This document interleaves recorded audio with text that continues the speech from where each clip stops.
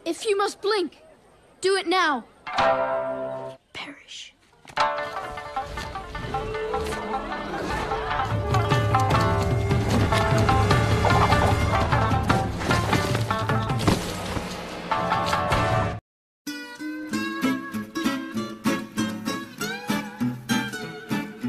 Halo guys, kembali lagi ke channel RB Movie. Kali ini saya akan menceritakan film yang berjudul Kubo and the Two Strings 2016. Film ini menceritakan seorang anak laki-laki bernama Kubo. Dia harus menemukan baju besi pelindung yang dikenakan oleh almarhum ayahnya, tapi untuk mendapatkan itu Kubo harus berurusan dengan para roh jahat, dan harus mengalahkan roh jahat dari masa lalu. Apakah Kubo bisa mendapatkan peralatan tersebut? Dan langsung saja ke alur ceritanya.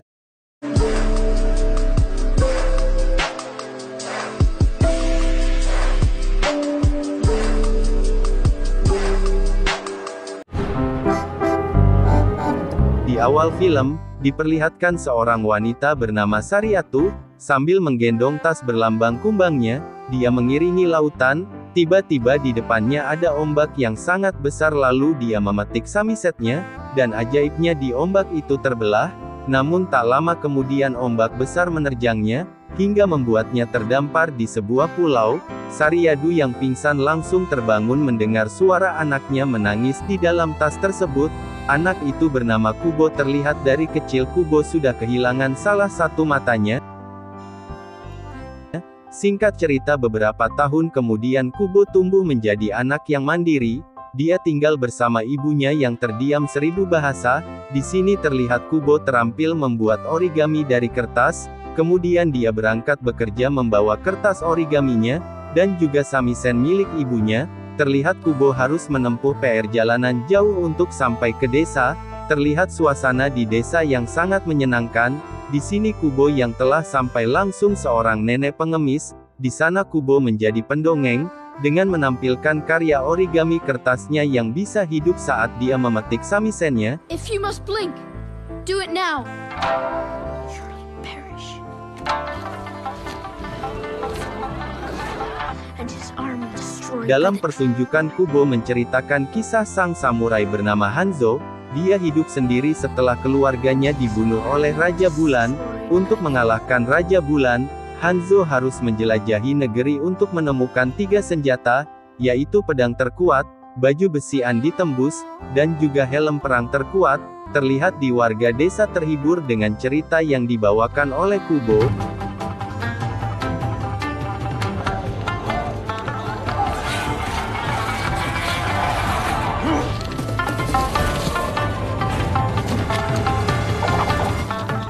Namun saat matahari akan terbenam, Kubo bergegas untuk pulang.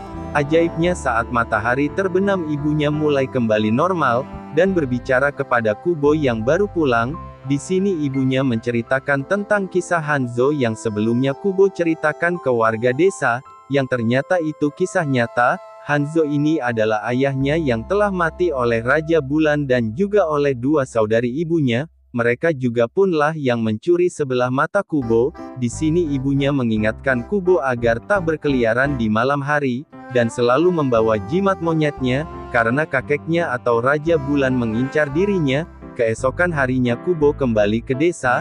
Di sana sedang diadakan pesta festival. Nah, nenek pengemis ini memberitahu Kubo bahwa nanti malam semua orang berkumpul dengan membawa lentera, untuk bisa berbicara dengan orang yang sudah meninggal. Mendengar itu Kubo bergegas lari, dan membuat lentera dari kertas, lalu diletakkan di atas batu peti, yang berharap bisa berbicara dengan ayahnya. Dia terus menunggu sampai sore hari, menyala. Singkat cerita langit mulai gelap, dan tiba-tiba terdengar suara mengerikan yang memanggil nama Kubo. Lalu muncullah 2 saudari ibunya yang selama ini mengincarnya. Di sini akhirnya Kubo pun dikejar. Kubo yang berlari sampai ke desa tempat festival diadakan, dan bayangan hitam. Kemudian ibu Kubo datang menyelamatkan Kubo. Lalu di sini dia mematikan samisen yang dibawa Kubo. Ibunya meminta Kubo untuk menemukan senjata terkuat. Akhirnya di sini ibunya memberi sisa sihirnya untuk menyelamatkan Kubo dari incaran saudarinya. Mother!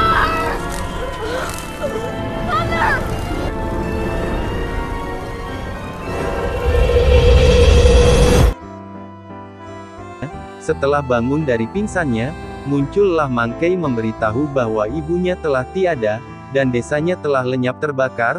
Monkey membawa Kubo mencari tempat berlindung, sebelum kakek dan bibinya menemukannya, hingga akhirnya mereka bersembunyi di dalam bangkai. Pause. Di sini lalu Kubo yang penasaran bertanya kepada Monkey siapa dia sebenarnya. Ternyata Monkey ini adalah patung jimat yang sering dibawanya. Ibunya menggunakan sihir terakhirnya untuk menyelamatkan Kubo dan menghidupkan kembali Monkey.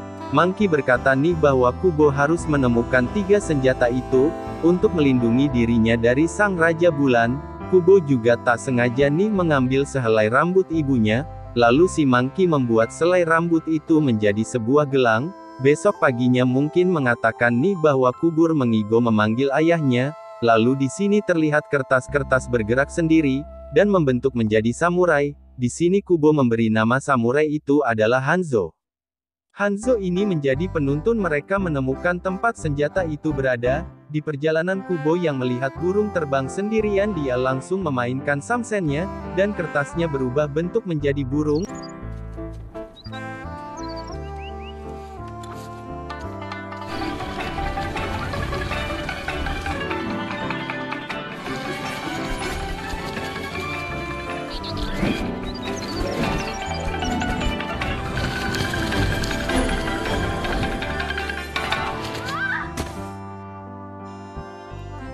Mereka pun akhirnya melanjutkan perjalanan kembali, tanpa disadari ada sosok asing yang mengikuti mereka.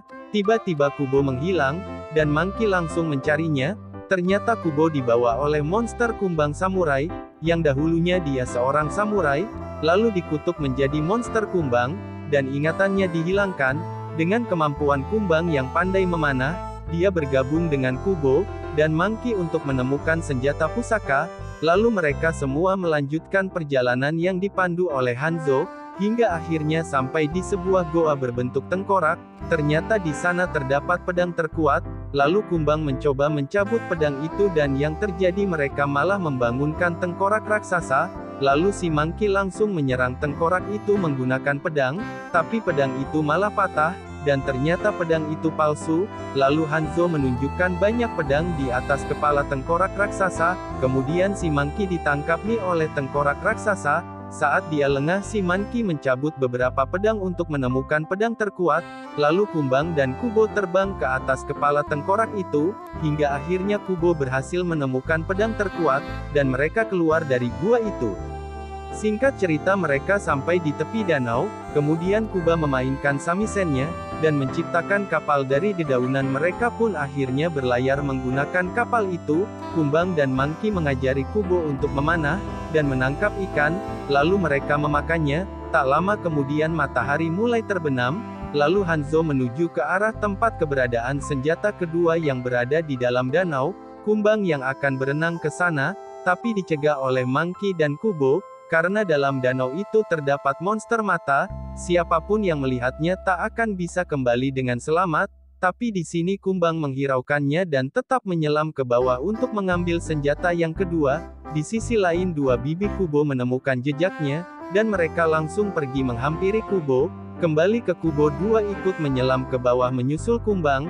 Lalu Monkey yang mencoba mencegah Kubo malah tertangkap oleh salah satu bibi Kubo yang datang. Kubo yang berada di dalam air menemukan baju besi pusaka, dan langsung memakainya, tapi tiba-tiba muncul monster mata yang menghipnotis Kubo.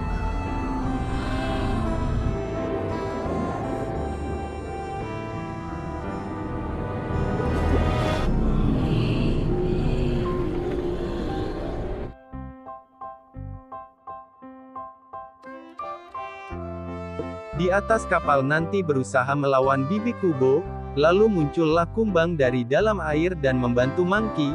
Di dalam air Kubo melihat sosok Monkey yang ternyata itu ibunya.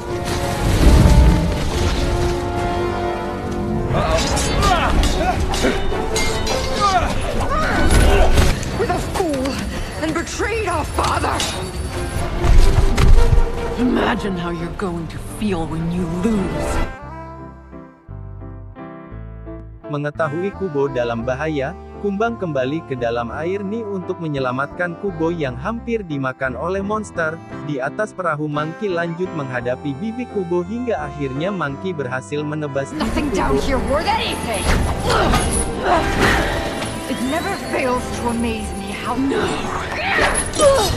it made me stronger. Singkat cerita, Kumbang berhasil menyelamatkan Kubo. Terlihat masih sangat sedih melihat keadaan Kubo. Tiba-tiba serpihan kayu dan dedaunan dari kapal yang hancur menyatu kembali menjadi kapal yang utuh. Kubo pun akhirnya sadar, dan dia mengetahui ini bahwa Monkey adalah roh ibunya. Hingga akhirnya mereka sampai di daratan. Lalu Kubo meminta ibunya menceritakan kisahnya dengan ayahnya. Dulu ibunya dan saudarinya diperintahkan oleh Raja Bulan untuk membunuh Hanzo, karena dia mengetahui lokasi senjata pusaka yang membuat kerajaan Bulan terancam. Lalu ibunya lebih dahulu sampai menemukan Hanzo, dan saat bertarung mereka saling jatuh cinta. Lalu di sini lahirlah Kubo. Raja Bulan yang mengetahui hal itu marah, karena anaknya telah mengkhianatinya. Di sini Hanzo dan pasukannya mengorbankan dirinya, agar Kubo dan ibunya bisa kabur dari kejaran kakeknya, dan alasan Raja Bulan mengincar mata Kubo, agar Kubo seperti kakeknya yang buta akan kemanusiaan. Keesokan harinya mereka melanjutkan perjalanan untuk mendapatkan senjata terakhir, yaitu helm terkuat yang berada di Istana Hanzo, hingga akhirnya mereka tiba di Istana Hanzo yang sudah hancur karena serangan Raja Bulan. Di sini mereka memasuki istana itu untuk menemukan helm terkuat tersebut, tapi tiba-tiba muncul salah satu bibiknya yang masih hidup datang ke sana. Dia menangkap mereka semua, lalu dia mengungkapkan kebenaran, bahwa monster Kumbang adalah Hanzo atau ayah Kubo, yang dikutuk oleh Raja Bulan. Mereka pun bertarung dengan sangat sengit. Untungnya Kumbang menyelamatkan istrinya yang hampir terbunuh, tapi dia diserang dari belakang hingga terluka. Di sini kemudian Kubo mencoba melawan bibiknya dengan memetik sansen hingga salah satu benangnya terputus.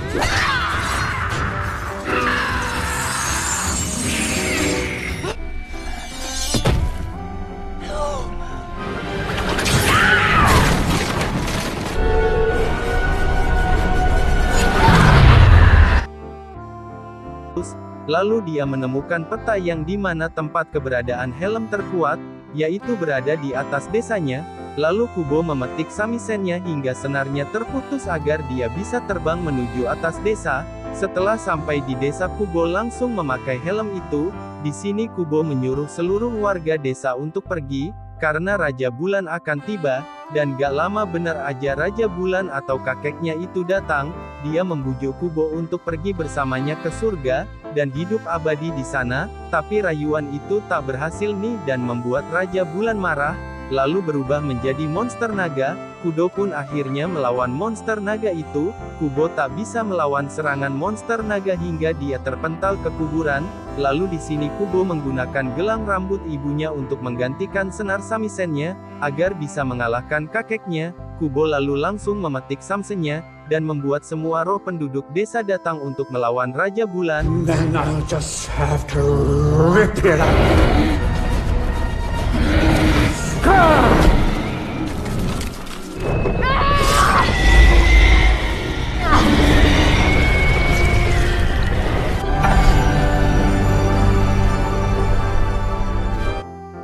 Hingga akhirnya Raja Bulan berhasil dikalahkan, dan kakek Kubo kembali menjadi wujud manusia. Tapi di sini kakeknya hilang ingatan.